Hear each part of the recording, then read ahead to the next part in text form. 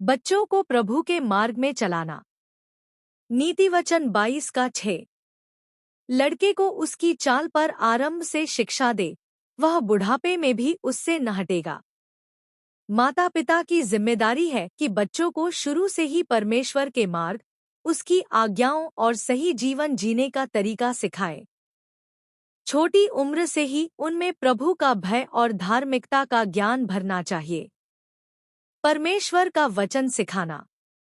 व्यवस्था विवरण 6:6-7। आज जो आज्ञाएं मैं तुझे सुनाता हूँ, वे तेरे मन में बनी रहें, और तू उनको अपने लड़कों को सिखा, और जब तू घर बैठे या मार्ग पर चले या लेटे या उठे, तब उनसे बातें किया कर। बाइबल सिखाती है कि परमेश्वर का वचन केवल चर्च में नहीं, बल्कि घर में, दैनिक जीवन में भी बच्चों को सिखाना चाहिए। शिक्षा का उद्देश्य केवल बुद्धि बढ़ाना नहीं, बल्कि विश्वास को मजबूत करना होना चाहिए। प्रभु का भय शिक्षा की नींव है। नीति वचन 9:10। यहोवा का भय मानना बुद्धि का मूल है, और परम पवित्र का ज्ञान ही समझ है। बच्चों को सिखाएं कि सच्ची शिक्षा वही है जो उन्हें परमेश्वर का आदर करना, बुराई से दूर रहना और धार्मिकता के मार्ग पर चलना सिखाए।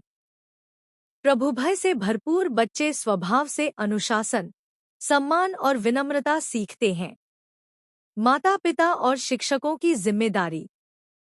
इफिसियों 6:4। हे पिता, अपने लड़कों को क्रोध दिलाकर उत्तेजित न करो, परंतु उन्हें प्रभु की शिक्षा और चेतावनी देते हुए पालन पोषण करो। बच्चों पर कठोरता से नहीं, बल्कि प्रेम और धैर्य से शिक्षा दें। बच्चों को मार्गदर्शन, प्रोत्साहन और अनुशासन के साथ परमेश्वर के मार्ग में बढ़ाना चाहिए। यीशु मसीह के स्वभाव के बारे में सिखाना। मत्ती 19:14। यीशु ने कहा, बालकों को मेरे पास आने दो, उन्हें मना न करो, क्योंकि स्वर्ग का राज्य ऐसे ही लोगों का है। बच्चों में पवित्रता, सरलता, दया, प्रेम और विश्वास के गुण विकसित करने चाहिए। उन्हें यीशु की शिक्षाओं और उसके चरित्र का उदाहरण सिखाना जरूरी है। शिक्षा का अंतिम उद्देश्य।